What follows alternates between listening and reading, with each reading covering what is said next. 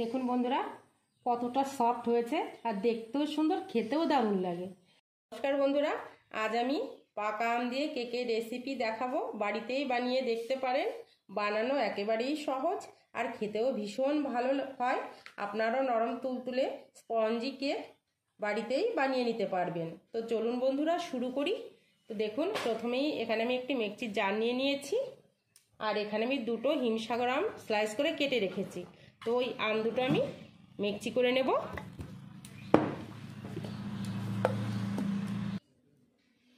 এক কাপ পরিমাণ সুজি, এক বাটি আমি আমের পাল্প বের করে নিয়েছি, দিয়ে দেব। এবার কিছুটা জল দিয়ে একটু নেড়ে চেড়ে নেব।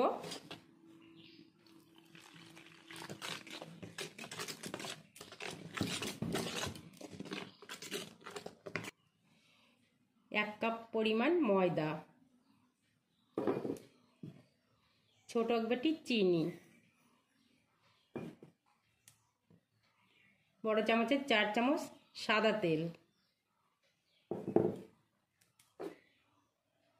একটা ডিম,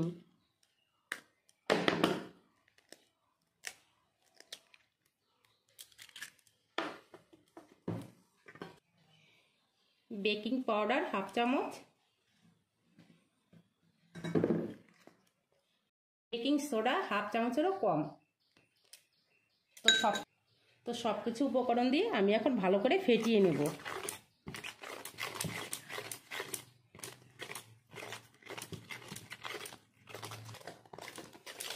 ভালো করে ফেটাতে হবে, যত ফেটানো হবে তত কেকটা ভালো হবে। তো আমি আরেকটু আস্তে আস্তে জল দিয়ে দেব, কারণ সুজি দেওয়া, অল্প অল্প করে জল দিতে হবে। দেখুন বেটারটা আমি ভালো করে ফেটিয়ে নিয়েছি। এইরকম ঘনত্বের বেটার তৈরি করে নিতে হবে। তো আমি এখন এটা সাইডে রেখে দেবো 5 মিনিট মতো ঢাকা দিয়ে। এখানে আমি ছোট সাইজের একটা স্টিলের থালা নিয়েছি। এবার আমি কিছুটা সাদা তেল মেখে নেব।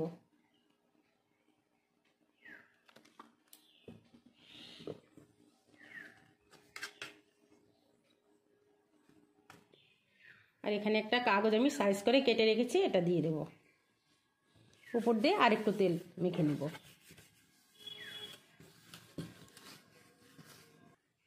পাঁচ মিনিট হয়ে গেছে, এখন আমি বেটারটায় থালায় ঢেলে নেব।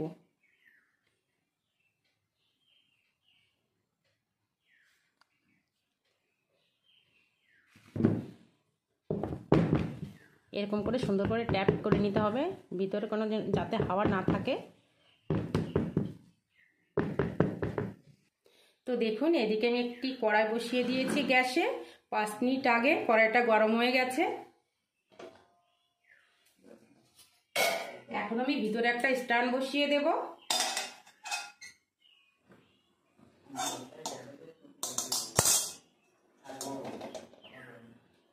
এবার থালাটা বসিয়ে দেব।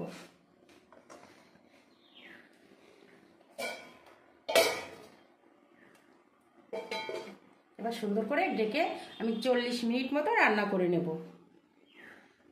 40 মিনিট পর ফিরে এসেছি, দেখি কতদূর কি হয়েছে। খুবই সুন্দর ফুলেছে। তো একটা চাকু দিয়ে দেখে নেব। দেখুন, চাকুর গায়ে একটুও লাগেনি, তার মানে হয়ে গেছে। তো এখন আমি কেকটা নামিয়ে নেব। কেকটা অনেকটাই ঠান্ডা হয়ে গেছে, এখন আমি একটা চাকুর সাহায্যে তুলে নেব।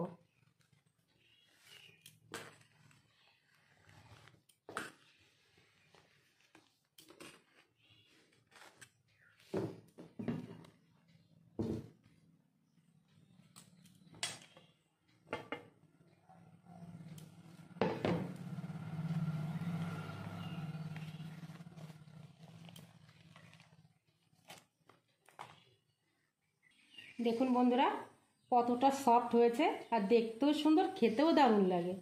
তো আমি এখন একটু কেটে দেখাবো।